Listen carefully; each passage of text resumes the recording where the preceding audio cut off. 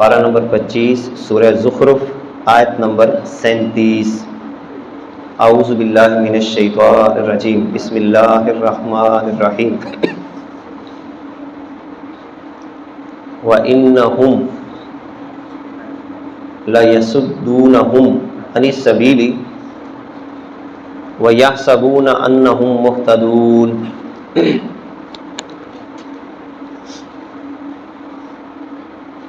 آج کی آیت بالاتفاق آج کے ہمارے تقریباً موضوع کے ہی متعلق ہے جو ہم نے جمعہ شریف کے اندر پڑھا۔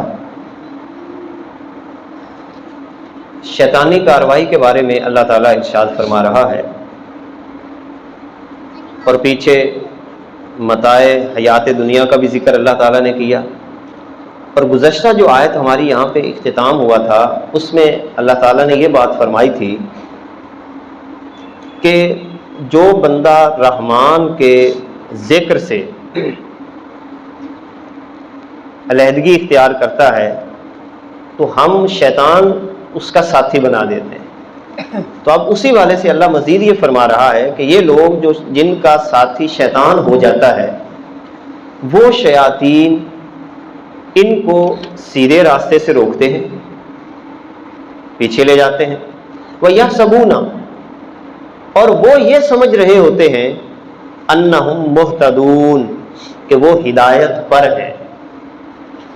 یعنی شیطان ایسی بات ذہن میں ڈال دیتا ہے کہ بس تو ہدایت پر ہے، تو ٹھیک ہے،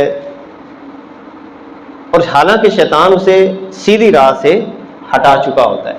اور مین بنیادی وجوہات وہی ہیں جو ہم نے آج کے خطبہ جمعہ کے اندر پڑھی کہ جب انسان کسی بھی حوالے سے خود پسندی کا شکار ہو جاتا ہے تو اس وقت وہ اس طرح کی بیماریوں کا شکار ہوتا ہے کہ وہ یہ سمجھ رہا ہوتا ہے کہ میں بالکل ٹھیک ہوں، اور حقیقت حال یہ ہوتی ہے کہ شیطان اسے سیدھے راستے سے باقاعدہ طور پر ہٹا چکا ہوتا ہے۔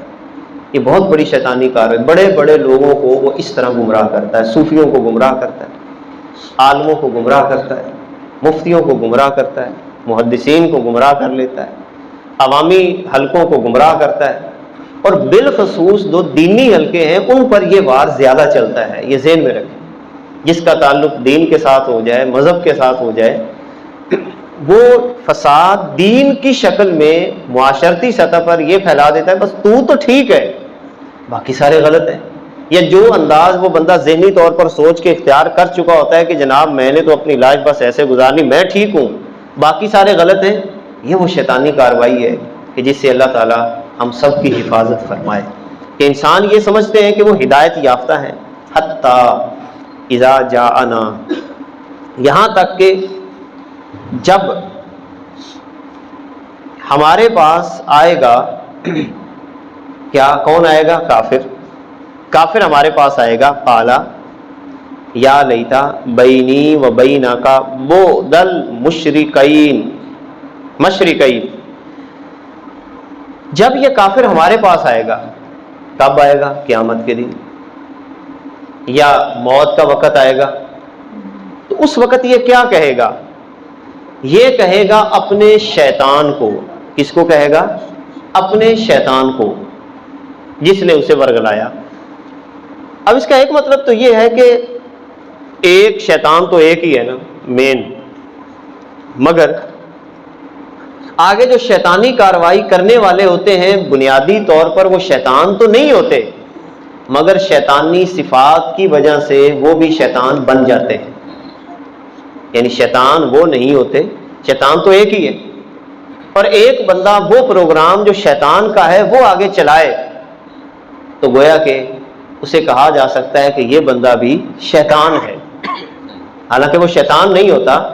اب دیکھیں ہر بندے کا شیطان اس حوالے سے مختلف ہو سکتا ہے، اس کا نفس یہ کارروائی کر سکتا ہے، اس کا دوست شیطانی شکل میں آ سکتا ہے، اس کا کوئی رشتہ دار شیطانی شکل میں آ سکتا ہے۔ کوئی بھی چیز جو انسان کو سیدھے راستے سے ہٹانے کے حوالے سے آگے پیش قدمی کرتی ہے وہ چونکہ شیطانی پروگرام ہوتا ہے تو اس کو بھی ضمناً شیطان کہہ دیا جاتا ہے، جیسا کہ اس کا اشارہ ہمیں سورہ فرقان میں بھی ملتا ہے کہ جہاں پر وہ بندہ کہے گا کاش کہ میں نے دنیا میں فلاں کو دوست نہ بنایا ہوتا، میں نے دوست بنایا ہوتا محمد رسول اللہ صلی اللہ علیہ وسلم۔ تو یہ بندہ کہے گا، وہ کافر کہے گا اپنے شیطان سے، کیا کہے گا؟ یا لیتا، کاش بینی و بینک بعد المشرقین، کہ میرے اور تیرے کے درمیان مشرق اور مغرب کا فاصلہ ہوتا۔ کیا مطلب؟ کہ تو مجھ سے بہت دور ہی ہوتا تو اچھا تھا دنیا کے اندر، تو نے مجھے پھسلایا، تو نے مجھے ورگلایا اور برائی کا راستہ وہاں پر میں چل پڑا، فبئس القرین، تو کتنا ہی برا ساتھی ہے یہ شیطان۔ لہذا اس سے پتہ چلا کہ اچھی صحبت، نیک لوگوں کے ساتھ بیٹھنا، یہ انسان کے لیے بہت بڑی سعادت مندی کی بات ہے۔ جیسی صحبت میں جتنا بندہ زیادہ بیٹھتا ہے اس کے اثرات ضرور لیتا ہے، الا ماشاء اللہ، اثرات ضرور لیتا ہے۔ سادہ سا فارمولہ بنا لیں زندگی کا، وہ محفل، وہ مجلس، وہ دوستی جس میں انسانوں کی عزت نہ ہو، حتک کا پہلو ہو، طنز کا پہلو ہو، ایسی مجلس میں کبھی نہ بیٹھیں، کیونکہ یہ چیزیں تکبر پیدا کرتی ہیں، پھر گھمنڈ پیدا کرتی ہیں۔ وہ محفل اختیار کریں کہ جس میں اللہ تعالیٰ کی محبت کی بات ہو، رسول اللہ صلی اللہ علیہ وسلم کی محبت کی بات ہو۔ ایسی محفل میں نہ بیٹھیں کہ جس سے آپ کو خطرہ ہو کہ یہ چیز میرے رویوں کو، میرے انداز کو کیا کر دے گی؟ تبدیل کر دے۔ اور محفل اثر اپنا ضرور ضرور کرتی ہے، یعنی کوئی بندہ کہے کہ مجھ پہ کوئی محفل اثر نہیں کرتی، یہ سوال ہی پیدا نہیں ہوتا، محفل ضرور اثر کرتی ہے۔ وَلَن يَنفَعَكُمُ الْيَوْمَ، اور ہرگز تمہیں کوئی نفع نہیں دے گا آج کے دن، کوئی چیز تمہیں نفع نہیں دے گی۔ کیوں؟ اذ ظلمتم، کہ جب تم نے ظلم کیا ہوا ہے، تم نے ظلم کیا، انکم فی العذاب مشترکون، کہ تم سارے کے سارے اب عذاب میں مشترک ہو۔ کون کون سے لوگ؟ جنہوں نے گمراہ کیا اور جن کو گمراہ کیا گیا، وہ سارے کے سارے قیامت کے دن عذاب میں مشترک ہوں گے، اور لڑائی بھی آپس میں کریں گے، جس کا تذکرہ کئی مقامات پر ہم پہلے پڑھ چکے ہیں۔ وہ کہے گا تیری وجہ سے میں گمراہ ہوا، اور جس نے گمراہ کیا وہ آگے سے کیا کہے گا؟ تو اتنا ہی پرہیزگار ہوتا تو میری صحبت میں کیوں بیٹھتا؟ گمراہ تو خود ہوا ہے نا۔ تو یہ لڑائی بھی قیامت کے دن یہ سارے لوگ آپس میں کریں گے۔ محبوب افانت تسمع الصم او تہدی العمی، اللہ اکبر، یہ ان لوگوں کی بات ہو رہی ہے اس مقام پر کہ جو ہدایت سننے کے باوجود اثر ہی نہیں لیتے، جن کو راہ دکھائی جائے وہ راستے پہ چلتے ہی نہیں ہیں۔ تو اس حوالے سے اللہ تعالیٰ نے محبوب کو فرمایا افا انتا تسمع الصم، اے میرے پیارے محبوب کیا تم بہروں کو سناؤ گے یا اندھوں کو راہ دکھاؤ گے؟ اب ذمہ داری تو ہے، حضور علیہ الصلوۃ والسلام نے ذمہ داری کو پورا بھی کیا، مگر بعض واقعتاً افراد ایسے ہوتے ہیں، ہم ان کے مستقبل کا فیصلہ تو نہیں کر سکتے کہ وہ کیا ہے اور کیا نہیں ہے، لیکن بعض واقعتاً حالات حاضرہ میں ایسے افراد ہوتے ہیں جن پہ نصیحت اثر ہی نہیں کرتی، اللہ چاہے تو وہ کر بھی جاتی ہے۔ لیکن ایسے لوگوں کے بارے میں یہاں پر حضور علیہ الصلوۃ والسلام کو فرمایا جا رہا ہے کیا آپ ان بہروں کو سنائیں گے، یعنی جو سنتے ہی نہیں بات، یا ان اندھوں کو راہ دکھائیں گے جو راہ دیکھتے ہی نہیں؟ ومن کان فی ضلال مبین، اور انہیں جو کھلی گمراہی میں پڑے ہوئے ہیں۔ فإما نذهبن بک، تو اگر ہم تمہیں لے جائیں، اور اگر ہم تمہیں لے جائیں، کیا مطلب؟ کہ عذاب سے پہلے تمہیں اپنے پاس بلا لیں۔ حضور علیہ السلام کے وصال کی طرف یہاں پہ اللہ تعالیٰ نے اشارہ کیا، اگر ہم تمہیں لے جائیں فإنا منہم منتقمون، تو ان سے ہم ضرور بدلہ لیں گے۔ اگر ہم تمہیں لے جائیں تو ہم ان سے ضرور بدلہ لیں گے۔ کس بات کی طرف اشارہ ہے؟ کہ محبوب چونکہ آپ ان میں ہیں تو ہم ان کو کچھ نہیں کہتے ہیں، تو یہ اس لائق نہیں ہے کہ انہیں چھوڑا جائے، اس لائق نہیں ہے کہ یہاں پر ان کے ساتھ کوئی شفقت کا معاملہ کیا جائے۔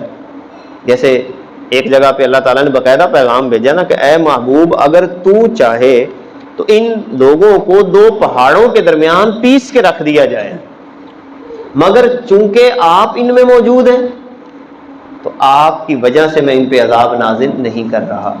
اس سے یہ بھی پتہ چلا کہ نیک لوگوں کی وجہ سے اللہ تعالیٰ بستیوں سے عذاب کو ٹال دیتا ہے۔ اس نیک لوگوں کی برکت کی وجہ سے اللہ تعالیٰ بستیوں سے عذاب کو ٹال دیتا ہے۔ او نُرِيَنَّكَ الَّذِي، یا تمہیں دکھا دیں وہ چیز وعدناہم جس کا ہم نے ان سے وعدہ کیا ہے، یعنی عذاب، فَإِنَّا عَلَيْهِمْ مُقْتَدِرُونَ، بے شک ہم اس پہ قدرت والے ہیں۔ یقین جانیں اللہ اپنی قدرت کا طرح طرح سے اظہار کرتا ہے، بس اس کو محسوس کرنے کی ضرورت ہے۔ جیسے ابھی ہم دیکھیں ان حالات میں، جون کا مہینہ ہو، جون کے مہینے میں لوگ چادریں لینا شروع کر دیں تو اللہ کی قدرت نہیں ہے تو اور کیا ہے؟ ان پھر بھی بندہ نہ مانے اللہ کی قدرت کو، اس کی قدرت ہے۔ وہ ہر چیز، وہ جو موسموں کو بدلنا چاہے موسم بدل سکتا ہے، ہواؤں کے رخ کو بدلنا چاہے ہواؤں کے رخ کو بدل سکتا ہے، یہ سارا اسی۔ اب ان چیزوں کو بعض دفعہ یہ چیزیں جب انسان قدرت کو محسوس کرتا ہے نا تو وہ اللہ کے اور قریب ہو جاتا ہے۔ واہ مولا تیری شان، بجائے اس کے کہ وہ ادھر ادھر گھومے یا رہ کی ہو گیا، فصلوں تک ہی بڑھے گا، وہ بھائی کچھ بھی نہیں بننا۔ آپ اس کی قدرت کے مطابق اپنے آپ کو ڈھال لیں، یا اللہ تیری قدرت ہے، ہم ایسے بھی راضی ہیں ویسے بھی راضی ہیں۔ تو وہ جب آپ اس کیفیت کے ساتھ اللہ کی بارگاہ میں حاضر ہوتے ہیں تو وہ اور راضی ہوتا ہے کہ اس کو تو کوئی ٹینشن ہی نہیں ہو رہی ہے، میری قدرت پہ راضی ہو گیا، کوئی بات نہیں۔ تو یہ ہے رضیت باللہ ربا، بہت پیاری دعا بھی ہے، جملہ بھی ہے، حضور اپنی زبان مبارک سے ادا فرمایا کرتے تھے، ہم اللہ کے رب ہونے پہ راضی ہیں۔ رضیت باللہ ربا، میں اللہ کے رب ہونے پہ راضی، وبالاسلام دینا، اسلام کے دین ہونے پہ راضی، وبمحمد نبیّا، اور محمد صلی اللہ علیہ وسلم کے نبی ہونے پہ راضی ہوں۔ یا اللہ تیری قدرت ہے، تو جیسے چاہے موسموں کو ادھر سے ادھر کر دے، تیرا ہی کمال ہے۔ تو فرمایا کہ ہم اس پہ قدرت رکھتے ہیں۔ فَاسْتَمْسِكْ، اب کرنا کیا ہے؟ تو مضبوطی سے تھام لے، بِالَّذِي أُوحِيَ إِلَيْكَ، جو آپ کی طرف وحی کی گئی ہے، بس اس کو مضبوطی کے ساتھ تھام لے۔ إِنَّكَ عَلَىٰ صِرَاطٍ مُسْتَقِيمٍ، اے میرے پیارے محبوب آپ بے شک سیدھے راستے پر ہیں، بس آپ چلتے رہیں، کوئی نہیں آتا اس سیدھے راستے پہ تو کوئی بات نہیں، آپ سیدھے راستے پہ ہیں۔ وَإِنَّهُ لَذِكْرٌ لَكَ، اور بے شک وہ شرف ہے تمہارے لیے، کیا؟ وہ قرآن پاک، یعنی قرآن پاک تمہارے لیے شرف ہے، والی قومی کا، اور آپ کی قوم کے لیے بھی، وسوف تسألون، اور ان قریب تم سے سوال کیا جائے گا نعمتوں کے بارے میں، قرآن کے بارے میں۔ واسأل، اور اے محبوب ان سے پوچھئے، من ارسلنا من قبلک من رسلنا، جن پر ہم نے آپ سے پہلے رسول بھیجے، اجعلنا من دون الرحمن آلہۃ یعبدون، کیا ہم نے رحمان کے علاوہ کوئی ان کے لیے خدا ٹھہرائے تھے جن کی انہوں نے پوجا کی؟ ایسا نہیں ہے، اللہ ہی خدا ہے، اللہ ہی معبود ہے، وہی معبود ہے، وہی الہ ہے۔ اللہ کے علاوہ کسی کے سامنے سجدہ کرنا، سر جھکانا، اور اللہ کے علاوہ کسی کو اپنی موت، حیات، رزق کا مالک سمجھنا، یہ ساری چیزیں فضول ہیں۔